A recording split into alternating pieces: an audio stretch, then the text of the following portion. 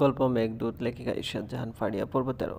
শৌখিন খুশবুর কাছ থেকে সরে একটু পিছনে গিয়ে রুমের সুইচটা অন করতেই আলোয় আলোয় ভেসে গেল ঘরটা। ঝলমলিয়ে উঠল কেমন করে যেন।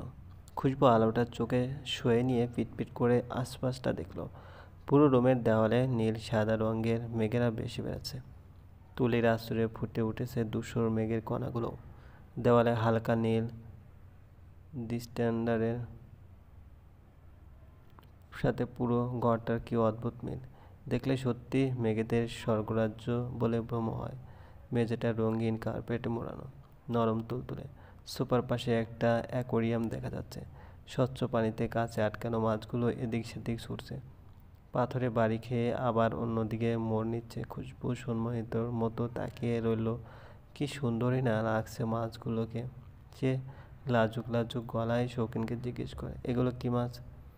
এগুলো শৌখিন কেমন ঠান্ডা গলায় একে একে বলতে লাগলো, সিলভার অ্যারোনা, ডিসকাস, রিউকিং, গোল্ডফিশ আর একটা আছে অস্কার ফিশ। খুশবু উৎসাহের সঙ্গে বলল, অস্কার ফিশও আছে? বলতে বলতে সে অ্যাকোয়ারিয়ামের দিকে এগিয়ে গেল। একেবারে কাছ থেকে বন্দি অতি সুন্দর মাছগুলোকে দেখতে থাকে খুশবু। একটা মাছ কাছের গায়ে ধাক্কা খাবার সময় খুশবু টোকা মেরে বলল, ওয়াও। এদিকে শৌখিন মেয়েটির কাণ্ড থেকে মিটিমিটি হাসছে। খুশবুকে একটু অপ্রস্তুত করার জন্য গলা খাঁকড়ি দিয়ে বলে উঠল, এদিকে আসুন। শৌখিনের দিকে তাকিয়ে খুশবু বলল, কি এমন হাবাগোবার মতো মাছের কাছে কি করছেন? আপনি কি শিশু বাচ্চা নাকি? রাগ রাগ চেহারা নিয়ে খুশবু বেয়াদব লোকটার পানে তাকিয়ে রইল। কি অবাক হয়ে গেলেন? জি না, অবাক হওয়ার মতো কোনো কাজ তো আপনাকে করতে দেখিনি। তাহলে অবাক হব কেন? আমি শুধু ভাবছি আপনি কতটুকু মাতাল হয়ে আবোল তাবোল বলছেন, অসভ্য কাজকর্ম করছেন সেটাই ভাবছি। আমি মাতাল আপনাকে কে বলেছে? আর আপনি দেখেছেন আমি মদ খেয়েছি? মদ খেতে দেখিনি, কিন্তু আপনি নেশা করেছেন এটা শিওর। নইলে এরকম করছেন কেন পাগল ছাগলের মতো? এই বোকা মেয়ের কথায় শৌখিন হাসবে না কাঁদবে বুঝতে পারল না। দুটোর মিশ্র অনুভূতি হচ্ছে ওরা। বলল, বাদ দিন তো এসব। আচ্ছা, আপনার বাসায় কে কে আছে? আপনাকে বলবো কেন? শৌখিন ধীর পায়ে এগিয়ে গেল খুশবুর দিকে। আচমকা ওর হাত দুটো মুঠোতে নিয়ে বলল, বিয়ের কথা বলতে যাব তো জেনে রাখা ভালো। খুশবু চোখ বড় বড় করে বলল, কার বিয়ের কথা? দাঁটিয়ে হাসি দিয়ে বলল, আপনাকে বলবো কেন? আপনার এত কিছু জানতে হবে না। আমার বাসায় যাবেন আর আমাকে বলবেন না, তাহলে আমিও বলবো না। That's okay. ঠিক আছে, বলবো। তার আগে বলুন কে কে আছে আপনার? চোদ্দ গোষ্ঠীর কথা বলবো নাকি শুধু আমার পরিবারের কথা বলবো? শৌখিন হেসে বলল, আপনার যা ইচ্ছে। আমার আব্বু আম্মু আর এক বোন আছে। তাছাড়া দাদু বাসার দুই চাচু এক ফুপি আছে। নানু বাসার এক খালামণি আছে। এরাই আপাতত আমার চোদ্দ গোষ্ঠীর লোকজন। তবে আরও একজন আমার আপনজনের মাঝে যোগ হতে পারত। শৌখিন খুশবুর হাত ছেড়ে দিয়ে বলল, কে? আমার এক্স উড বি হাজব্যান্ড। শৌখিন বিগলিত গলায় বলল, কি? জি। মানে আপনি ম্যারিড? না, হতে হতে গিয়েও হয়নি। আই মিন বিয়ে আমি ভেঙে দিয়েছি। শৌখিন আটকে রাখা নিঃশ্বাস ছেড়ে বলল, ও এবার আপনি বলুন, এসব জেনে আপনার কী লাভ? শৌখিন খুশবুর কপালে আছড়ে পড়া চুলগুলো ফু দিয়ে সরিয়ে দিতেই আপনা আপনি চোখ বন্ধ হয়ে গেল। শৌখিন ওর হাত ধরে রুমের বাইরে নিয়ে এসে বলল, আপনি এবার যান তো, আমি ঘুমোবো। মানে? মানে কিছু না। আর আপনি এত রাতে একটা হ্যান্ডসাম ছেলের ঘরে এসেছেন যে লজ্জা লাগছে না? এখন আবার যেতে চাইছেন না? রাগে খুশবুর গা জ্বলছে। ঠাটিয়ে দুটো চড় মারতে পারলে একেবারে ঠিক হতো। বলল, আপনি যে মিথ্যুক এটা তা জানতাম না। নিজেই ঢ্যাঙ্গর মতো আমাকে টানতে টানতে নিয়ে এলেন। এখন নিজেই ঢং করছেন। শয়তান লোক কোথাকার। আমি টানলাম মানছি, কিন্তু আমি টানলাম বলে আপনিও পিছু পিছু এসে পড়েছেন কেন? আপনিও শয়তাননি। কি অভদ্র এ বাবা! বোনের বান্ধবীর সাথে এরকম করছেন, লজ্জা লাগছে না? এতক্ষণ নেশা করে কি বিয়ে বিয়ে করছিলেন, এখন আবার মাথা ঠিক হয়ে যাওয়ার আমাকে শয়তানি বলছেন? মাঝখান থেকে আমার চোদ্দ গোষ্ঠীর তথ্য নিয়ে বসে আছেন, ফাজিল লোক। এত সব কথায় শৌখিনের কোনো ভাবান্তর হলো না। সে দুহাত খুশবুর গাল টেনে দিয়ে বলল, রাত হয়েছে বউ, এখন হাঁসের মতো প্যাক প্যাক না করে গিয়ে ঘুমান, ঝামেলা রানী। বলেই খুশবুর মুখের ওপর দরজা লাগিয়ে দিল। বউ ডাকায় হতভম্ব খুশবু বোকা হয়ে গেল। বন্ধ দরজার বাইরে খুশবুকে দাঁড়িয়ে থাকতে দেখে ঘুমু ঘুমু গলায় চিৎকার পড়ল, এই সুগন্ধি, তুই দাদাভাইয়ের ঘরের সামনে কি করিস? চমক লাগা গলায় খুশবু তাড়াহুড়ো করে বলল, এমনি দেখছিলাম, চল তুই, আমার ঘুম পেয়েছে। চল। আনিকা কোথায়, ঘুমিয়েছে? বেচারি ঘুমিয়ে হাবুডুবু খাচ্ছে। আমি তো ইয়াদের সাথে ফোনে কথা বলছিলাম, আর তুই একা একা হাঁটছিলি। বেচারি কাউকে জ্বালাতন করতে না পেরে ঘুমিয়ে কাঁদা। খুশবু ছোট্ট করে বলল, ও। এদিকে খুশবুকে বোকা বানিয়ে শৌখিন বেশ মজা পাচ্ছে। শ্যাম দেবীর বোকাশোকা চেহারাটা যখন ভয় পেয়ে লাল হয়ে যাচ্ছিল, তখন শৌখিনের মনে হচ্ছিল পৃথিবীতে এর চেয়ে সুন্দর দৃশ্য বুঝি সে আর দেখেনি। যতবার খুশবুকে চমকে দিতে বউ বউ ডাকছিল, ততবার ওর রক্তে অজানা অদ্ভুত অনুভূতির জন্ম হচ্ছিল নতুন করে। ভালোবাসা একাই বলে, ঠিক। মিনার ঠিকই বলেছিল, সে খুশবুকে ভালোবাসে। গভীর রাতে সেলফোন বের করে শৌখিন কাউকে একটা ফোন করলো। শৌখিন কিছু একটা বলছে আর মাঝে মাঝে হুহা করছে। রাতের আধারে কাঁপিয়ে নিস্তব্ধতার বুকে একরাশ মুগ্ধতা আর ভালোবাসার অদ্ভুত কিছু অনুভব। গল্প মেঘদূত, লেখিকা ইশরাত জাহান ফারিয়া, পর্ব 14। সকালবেলা খুশবু আর আনিকাকে নাস্তা না খাইয়ে ছাড়লেন না শৌখিনের দাদিমা। জোর করে সবার সঙ্গে টেবিলে বসিয়ে খাওয়ালেন ওদের। রুফিয়া চৌধুরীও নাছোড়বান্দা, ইচ্ছে মতো এটা ওটা পাতে তুলে দিলেন। খুশবু বেচারির অবস্থা এমন যে ছেড়ে দে মা, কেঁদে বাঁচি। আনিফা চৌধুরী বোন আর শাশুড়ির কাণ্ড দেখে বললেন, আম্মা, ওদের দুজনকে ছেড়ে দিন, নিজেদের ইচ্ছে মতো খাক, এত জোর করলে খেতে পারবে না। শৌখিন পানি খেতে খেতে বলল, এভাবে জোরাজুরি করলে খাওয়া যায় নাকি? অতঃপর খুশবু আর আনিকা হাঁফ ছেড়ে বাঁচল। শৌখিন আনিকাকে জিজ্ঞেস করলো, তোমাদের ক্লাস কেমন চলছে? আর তোমার আলিফকে বলো তো আমাকে যাতে একবার ফোন করে, দুদিন ধরে ফোন করছি, পাচ্ছি না। আনিকা অস্পষ্ট গলায় বলল, ক্লাস মোটামুটি চলছে ভাইয়া। আর আলিফ ভাইয়া তো আম্মুর সাথে মহেশখালী গিয়েছে, নেটওয়ার্ক সমস্যার জন্য ফোন করতে পারছে না। শৌখিন ছোট্ট করে বলল, আচ্ছা ঠিক আছে, বলে উঠে চলে গেল নিজের রুমে। সবাই যার যার মতো খাচ্ছে। এদিকে মনোযোগী শ্রোতার মতো খুশবু হতভম্ব ভাব নিয়ে বসে বসে আনিকা আর শৌখিনের কথা শুনছে। শেষমেশ আনিকাও চেনে এই বেয়াদবটাকে, আবার আলিফ ভাইয়ের বন্ধুও। হায়, সবাই দেখি শৌখিনের আশেপাশের মানুষ, আর খুশবু কি বোকা, কিছু জানতেই পারেনি। খুশবুরা চিত্তার বাসা থেকে চলে আসার পর শৌখিনের দাদিমা তার দুই ছেলের বউয়ের সাথে আলোচনায় বসলেন। আলোচনা শেষে বলেই দিলেন যে এবার তিনি একটা নাত বউ দেখতে চান, মেঘালয়ের জন্য যাতে মেয়ে দেখা শুরু করেন ওনারা। জোর করে হলেও তিনি এবার নাতির বিয়ে দেবেনি। মেঘালয় নিশ্চয়ই আমার কথা অমান্য করবে না। মরার আগে তার শেষ ইচ্ছাটা পূরণ করার দায়িত্ব তিনি তার দুই বৌমার উপর দিলেন। এক প্রকার ইমোশনাল ব্ল্যাকমেল বলা যায়। তাও আনিফা চৌধুরী শাশুড়িকে অনেক বোঝালেন যে জোর করে বিয়েতে রাজি করানো ঠিক হবে না। তাছাড়া বিয়ে হয়তো ও করে ফেলবে পরিবারের সবার চাপে, কিন্তু আফসোস থেকে যাবে সারা জীবন। দাদিমা বললেন, আমি যেমন মেয়ে আনবো, মেঘালয়ের কখনোই আফসোস থাকবে না, বুঝলে? আনিফা চৌধুরী তাও বললেন, অনেক আরেকবার ভেবে দেখেন আম্মা, ভাবাভাবির কিছুই নেই, দেখবে সব ঠিক হবে। ভীষণ চিন্তা লাগছে রুফিয়া চৌধুরী, এখন কি করা যায়? ছেলের বিপক্ষে যাওয়া একেবারেই সম্ভব না তার পক্ষে। শৌখিন তো বলেই রেখেছে ও বিয়ে করবে, তবে নিজের যখন কাউকে পছন্দ হবে বা ভালো লাগবে, ততদিন যাতে ওকে জোর না করা হয়।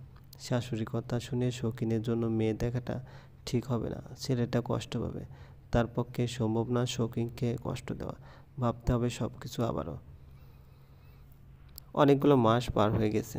প্রকৃতিতে অক্টোবর এসেছে কিছুদিন হলো। বাতাসে ফুলের সুবাস আর আকাশে মেঘে খেলা। ততদিনে শৌখিন কোথা থেকে খুশবুর ফোন নাম্বার জোগাড় করেছেন যেন।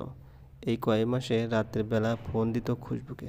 খুশবু আসসালামু আলাইকুম বলতেই শৌখিন ফোন কেটে দিত। এরকমভাবে শুধু 4বার কথা হয়েছে, যদিও এটা যে শৌখিন সেটা খুশবু জানে না। দাদিমার কথা অনুযায়ী 3টে মেয়ে দেখা হয়েছে শৌখিনের জন্য। অদ্ভুতভাবে দাদিমা 3জনকে রিজেক্ট করে দিয়েছেন। চিত্রা আর ইয়াদের সম্পর্কটাও ঠিক আগের মতোই আছে।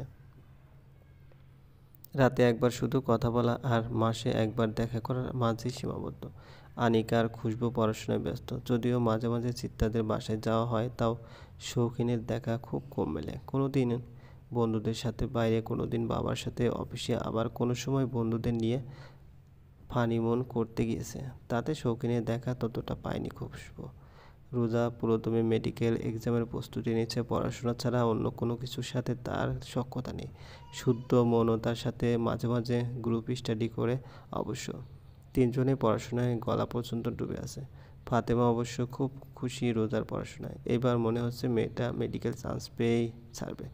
মায়ের কথার অমান্য করানো মেয়েটা।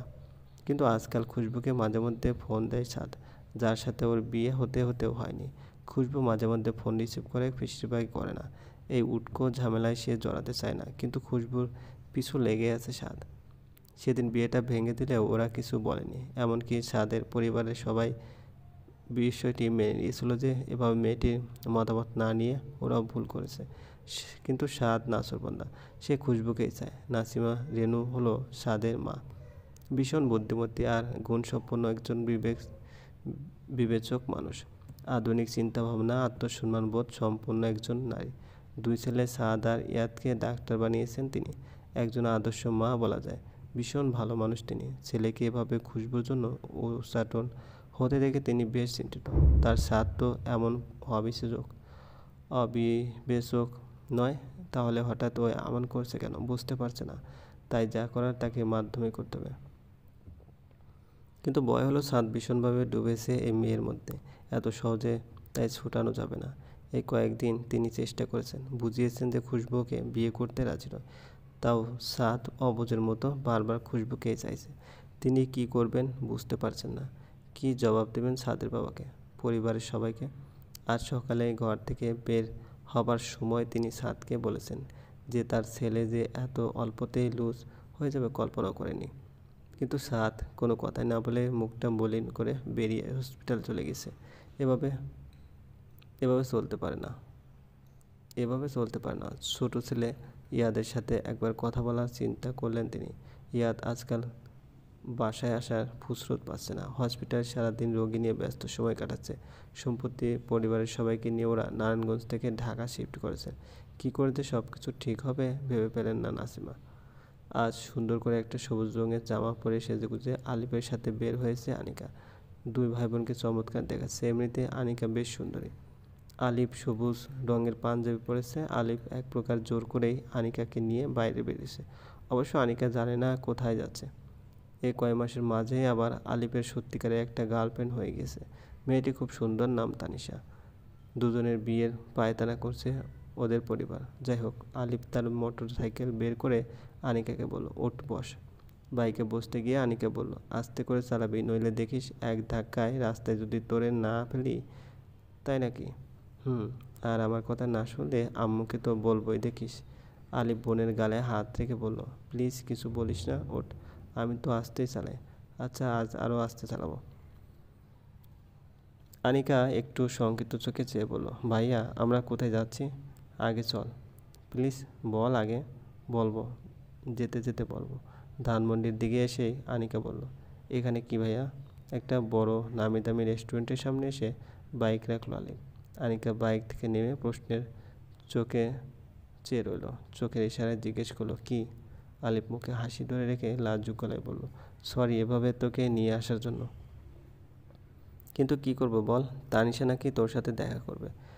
এ সময় গটগটিয়ে হেঁটে ওদের সামনে এসে দাঁড়ালো তানিশা।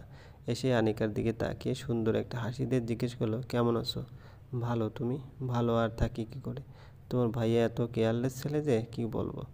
আনিকা হেসে বলল, জানি তো, এই ছাগলে যে কেয়ারলেস। একদম তাই। তারপর আলিফের দিকে তাকিয়ে বলল, তানিশা।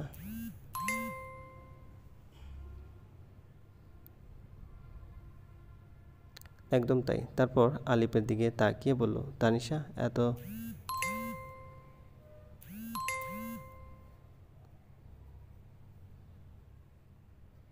একদম তাই। তারপর আলিফের দিকে তাকিয়ে বলল, তানিশা এটা ফোন করেছি, ধরছিলে না কেন?